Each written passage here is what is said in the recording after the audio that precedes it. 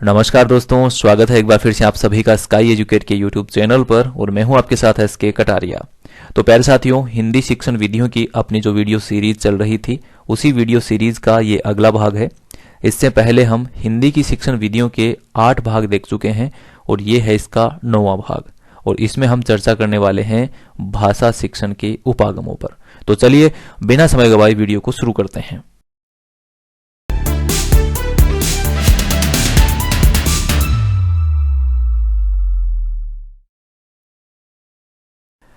तो प्यारे साथियों, आप सभी के बहुत सारे कमेंट्स आ रहे थे कि सर हिंदी की शिक्षण विधियों की जो वीडियो सीरीज है इसको आपने बंद क्यों कर दिया या वीडियो लेट क्यों डालते हो, थोड़ा जल्दी जल्दी वीडियो डाला करो। तो इन सभी सवालों के जवाब मैं आपको वीडियो के एंड में दूंगा। अभी हम अपने टॉपिक को आगे बढ़ाते हैं। तो अपनी जो हिंदी शिक्षण की विधियां हैं उसके सिलेबस में एक टॉपिक लगा है भाषा शिक्षण के उपागम, यानी हमें हिंदी भाषा शिक्षण के जो उपागम हैं वो इसमें पढ़ने हैं। तो इसी पर आज हम चर्चा करने वाले हैं। तो जब हम उपागम शब्द को सुनते हैं तो हमारे मस्तिष्क में एक प्रश्न जरूर आएगा कि उपागम क्या है या उपागम किसे कहते हैं। तो इसे हम बहुत ही सरल शब्दों में समझने का प्रयास करेंगे। तो देखिएगा, उपागम मूल रूप से शिक्षण की प्रणाली को ही कहते हैं, यानी शिक्षण की जो प्रणाली है उसे हम क्या कहते हैं, उपागम कहते हैं। जिस प्रणाली से शिक्षण करवाते हैं उसी प्रणाली को उपागम कहते हैं। देखिए, और उन्नत तरीके से इसको समझने का प्रयास करते हैं। किसी भी भाषा शिक्षण उपागम को समझना एक सैद्धांतिक दृष्टिकोण है। सैद्धांतिक दृष्टिकोण यानी जिसमें सिद्धांत हो उसको हम क्या कहते हैं, सैद्धांतिक। सिद्धांत यानी सिद्धि का अंत, यानी जिसमें सिद्धांत हो। तो किसी भी भाषा को कैसे सीखना है, कैसे सिखाना है, इस तरह के सैद्धांतिक दृष्टिकोण, यानी सभी भाषाओं को सीखने के अलग अलग सिद्धांत होते हैं और उन सैद्धांतिक दृष्टिकोणों से हम ये समझें कि इसे कैसे सिखाना है तो बहुत सारी शिक्षण विधियों का जन्म होता है। तो एक तरह से उपागम हम उसको मान सकते हैं जिससे शिक्षण विधियों का जन्म होता है। कुछ सिखाने का तरीका जो सीखने वालों की मदद करने के लिए कक्षा की गतिविधियों या तकनीकों का उपयोग करता है, यानी कुछ सिखाने के तरीकों को पैदा करता है कि सीखने वाले को किस तरह से अच्छे से समझाया जाए।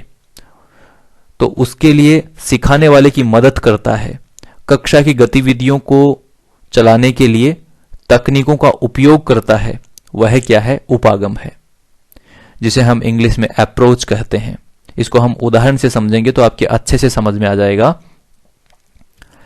शिक्षण विधियां शिक्षण उपागम पर आधारित होती हैं, यानी कि आपके जितने भी शिक्षण विधियां हैं वो शिक्षण के जो उपागम हैं उन्हीं पर आधारित होती हैं। चलिए इसको एक उदाहरण के द्वारा समझते हैं। तो उदाहरण देखिएगा, कई बार बच्चे क्या करते हैं कि शिक्षण विधि और शिक्षण उपागम में अंतर नहीं कर पाते। तो यह जो उदाहरण है यह समझने के लिए काफी है कि शिक्षण विधि और शिक्षण उपागम में क्या अंतर है। तो देखिएगा, किसी भी पाठ को पढ़ाने के लिए शिक्षक एक पाठ योजना बनाते हैं और उस पाठ योजना में हम बच्चों को पाठ समझाने के दृष्टिकोण से अनेक शिक्षण विधियों का प्रयोग करते हैं। तो यहां पर पाठ योजना जो है ये एक उपागम है और उस पाठ योजना को स्पष्ट करने के लिए जिन तरीकों को हम अपनाते हैं पढ़ाने के लिए, वो तरीके क्या हैं, वो शिक्षण विधियां हैं। यानी हम जो विभिन्न शिक्षण सूत्र और शिक्षण विधियां काम में लेते हैं, जो तरीके काम में लेते हैं, वो तो शिक्षण विधियों में आते हैं। जैसे व्याख्या विधि, समवाय विधि, भाषा संसर्ग विधि, व्याकरण अनुवाद विधि, ये तो सारे क्या हैं, पाठ योजना के अंग हैं। तो ये शिक्षण विधियां हैं और जो पाठ योजना मूल रूप से है वो क्या है, वो उपागम है। तो मेरे हिसाब से आपको उपागम समझ में आ गया होगा कि उपागम आखिर कहते किसे हैं। अब बात करते हैं हिंदी भाषा के शिक्षण के संदर्भ में उपागमों की। तो मूल रूप से आपको यह समझना है कि हिंदी भाषा का शिक्षण करवाने के लिए शिक्षक जिन उपागमों और शिक्षण विधियों के माध्यम से अपने कार्य को सरल बनाता है और उसमें सफलता प्राप्त करता है, उसे हम हिंदी भाषा के शिक्षण में उपागमों के दृष्टिकोण से देखते हैं। तो हिंदी में शिक्षण उपागम के रूप में परंपरागत व आधुनिक अनेक उपागमों की चर्चा की जाती है। अब प्रश्न यह आता है कि परंपरागत उपागम कौन से हैं और आधुनिक उपागम कौन से हैं। तो परंपरागत शब्द ये कहता है कि जो परंपरा के अनुसार प्राचीन काल से चले हुए उपागम हैं उनको हम परंपरागत उपागमों के अंतर्गत रखते हैं। तो भाषा शिक्षण के परंपरागत उपागम में पाठ्य पुस्तक उपागम जो है वो सबसे ज्यादा प्रचलित है। वैसे तो बहुत सारे उपागम हैं, लेकिन सबसे ज्यादा प्रचलित कौन सा रहा है परंपरागत उपागमों में, तो वो है पाठ्य पुस्तक उपागम। चलिए दूसरा क्या है, आधुनिक उपागम। तो आधुनिक उपागम में कौन से उपागम हैं समझिएगा। भाषा शिक्षण के आधुनिक उपागम के अंतर्गत वे सिद्धांत एवं आधार सम्मिलित किए जाते हैं जिनका अनुसरण करते हुए पाठ्यक्रम का निर्माण किया जाता है, उसको संगठित किया जाता है। इन उपागमों के आधार पर ही शिक्षण विधियों का चयन किया जाता है। तो जिन उपागमों के आधार पर शिक्षण विधियों का चयन किया जाता है वो ही हिंदी भाषा के शिक्षण उपागम माने गए हैं।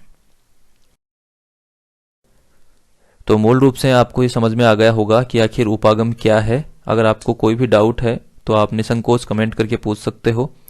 और अब मैं आपके कुछ उन सवालों के जवाब दे देता हूं जो आप पूछ रहे थे काफ़ी दिनों से कमेंट करके कि सर कहाँ गए, आपके वीडियो नहीं आ रहे हैं, हिंदी भाषा की शिक्षण विधियां तो कंप्लीट करवा दो, बीच में बंद क्यों कर दी। तो इस तरह के जो सवाल थे, एक्चुअली में दिक्कत ये आ रही है कि मेरा जो इंटरनेट कनेक्शन है वो इस कोरोना वायरस के चक्कर में बंद पड़ा है। बंद इसलिए पड़ा है क्योंकि मैंने जो कनेक्शन करवा रखा है वो एक वाईफाई का कनेक्शन है। छत के ऊपर एक वो डिवाइस लगी हुई है, लंबा सा एंटीना लगा करके, एक पाइप लंबा सा छत पे लगा करके। तो वो डिवाइस एक टावर से कनेक्ट है, यानी कॉमर्शियल कनेक्शन देने वाली जो कंपनियां होती हैं उनके अलग सिस्टम होते हैं थोड़े। तो वहां से कोई डिवाइस खराब हो रखा है उनका टावर के ऊपर से। तो मेरी काफ़ी दिन से उनसे बात हो रही है, वो ये बोल रहे हैं कि सर ट्रांसपोर्ट में वो डिवाइस कहीं रुकी हुई है, पहुंच नहीं पा रही है आपके घर तक, यानी आपके जो आपको जहां से कनेक्शन मिल रहा है वहां तक नहीं पहुंच पा रही है, इसलिए थोड़ा टाइम लग सकता है आपको। तो मैं रोज़ इंतज़ार कर रहा था कि कल सही हो जाएगा, परसों सही हो जाएगा, लेकिन फाइनली उन्होंने कल ये बोल दिया कि सर अभी टाइम लगेगा, जब लॉकडाउन खुलेगा तभी वो होगा। तो अब मैंने ये वीडियो जो बनाया है ये मोबाइल के नेट से मैंने अपलोड किया है।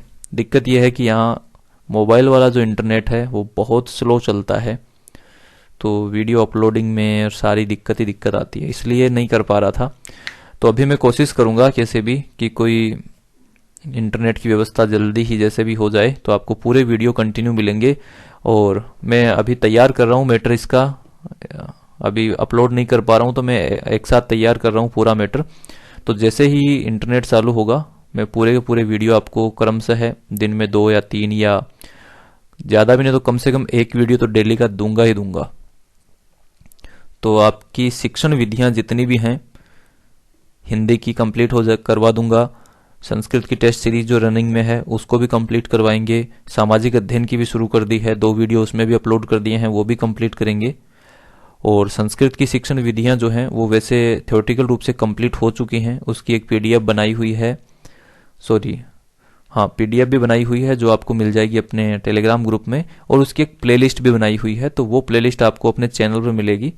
संस्कृत शिक्षण विधियां इस नाम से एक प्लेलिस्ट है, और आप उस प्लेलिस्ट को क्लिक करोगे तो पूरे 1 से लेके 28 तक क्रमशः वीडियो अपलोड किए गए हैं। 28 भागों में वो कंप्लीट करवाई गई थी, तो कोई भी डिस्टर्बेंस नहीं होगा दूसरे वीडियो का बीच में, पूरी की पूरी आपको एक क्रम से मिल जाएगी। तो अच्छे से आपकी तैयारी हो जाएगी उसकी। साथ में हिंदी की जो प्लेलिस्ट है वो भी वहाँ पर है, हिंदी की शिक्षण विधियाँ इस नाम से मिलेगी। तो उसमें इस वीडियो सहित 9 भाग अपलोड हो चुके हैं और आगे आने वाले भी जल्दी ही हो जाएंगे। इसी तरह से सामाजिक अध्ययन की भी है, और इसी तरह से एक और प्लेलिस्ट है जिसमें हम हिंदी के क्वेश्चन आंसर करवा रहे हैं, हिंदी शिक्षा शास्त्र के, तो वो भी आप जरूर देखें।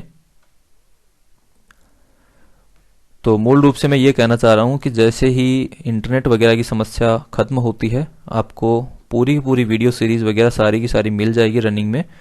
आप घबराइए नहीं, बिल्कुल भी कोऑपरेट करिए और थोड़ा सा धैर्य रखिए, और मेरा आप सहयोग करते रहें, वीडियो को लाइक शेयर करते रहें।